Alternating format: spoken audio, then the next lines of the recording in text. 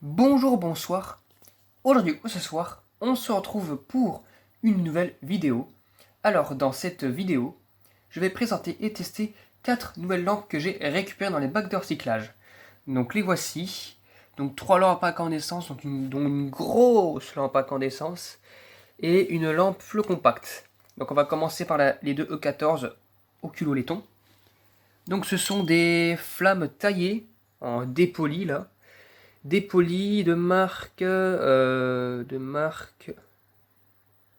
ne sais pas. Alors déjà c'est à l'envers.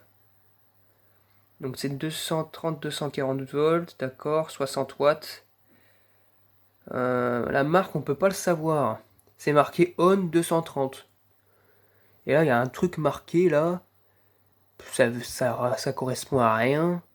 OW ou je sais pas D. Oh, ouais, bon, on ne saura pas encore la marque, hein.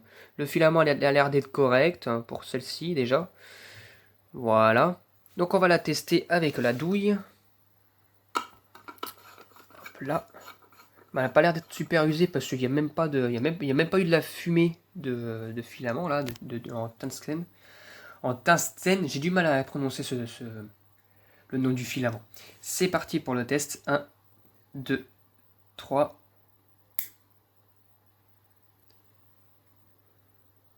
Bon bah ça fonctionne, hein, visiblement. Encore une fois, idéal pour les applis muraux. Mais j'en récupère beaucoup en ce moment de ces genres de lampes là.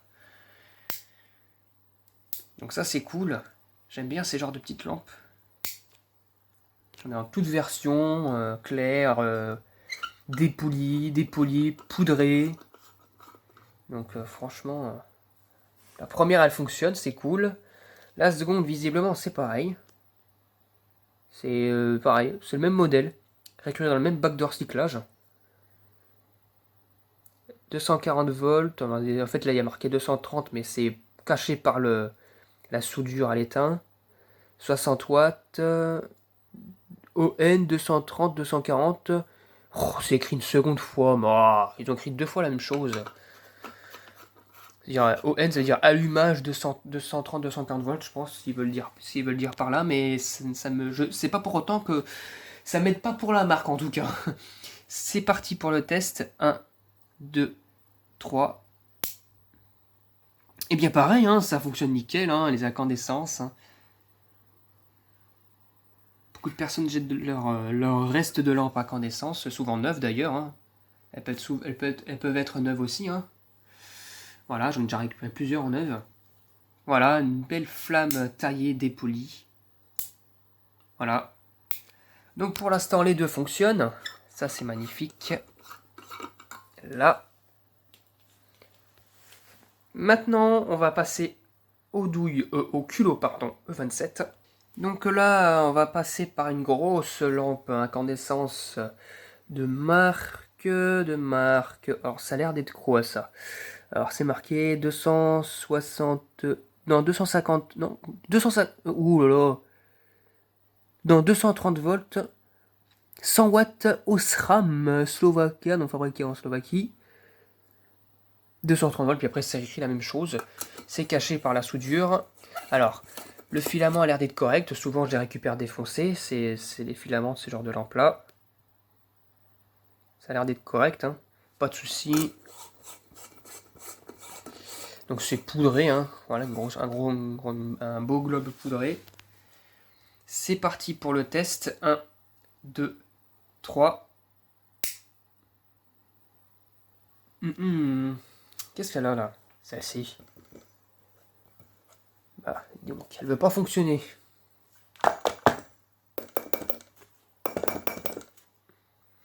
Il y a un petit problème avec celle-ci, visiblement.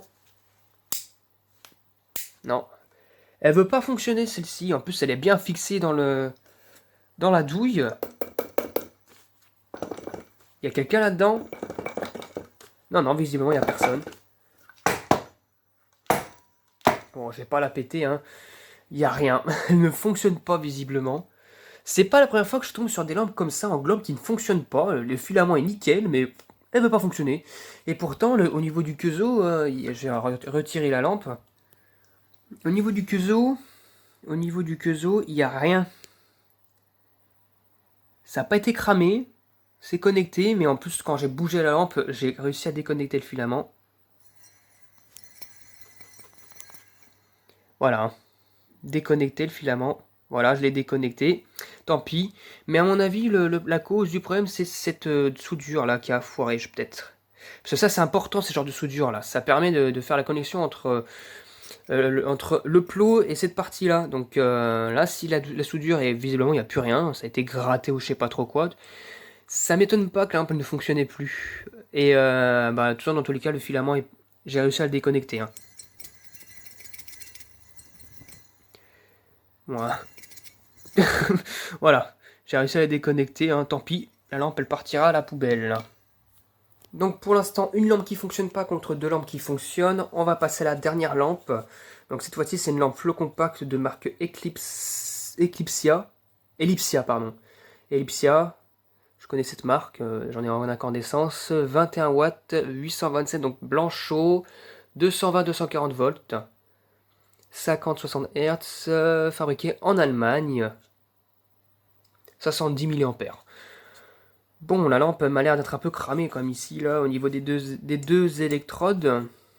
Elle est pas neuve, même le plastique est un peu jauni. Mais ça ne veut rien dire. Donc, à voir si elle fonctionne pour la dernière. C'est parti, je la visse. Et je pense qu'elle est vissée parce que j'éteins et je rallume. J'entends le ballast couiner. Donc, peut-être qu'il y a un problème au niveau... Ah, gros problème d'électrode. Il y a un beau défaut d'électrode là-dedans, donc je sais pas laquelle, parce que les deux sont aussi cramés que les unes sur l'autre. Mais à mon avis, c'est celle-ci là, parce que quand j'allume quand je tape, c'est elle qui part dans tous les sens. Elle dégage des couleurs assez bizarres, donc je vais la démonter pour savoir laquelle déconne, et puis bon, bah, j'en ferai une. Bah, je la réparerai, puis c'est bien sur ces flots compacts, quand une électrode est défoncée, la flow compact part en cacahuète, donc voilà. Mais là c'est compliqué, mais à mon avis c'est cette électrode là qui fait défaut. Bon bah ma foi, elle fonctionne pas. Elle fonctionne presque plus en tout cas parce qu'il y a un gros défaut d'électrode. Voilà. Bref, bon malheureusement, bah là cette fois-ci pour cette vidéo ça sera une égalité. Hein, deux lampes qui fonctionnent pas et deux qui fonctionnent. Voilà. Voilà, j'espère que cette vidéo vous aura plu et à très bientôt pour une prochaine vidéo. Au revoir.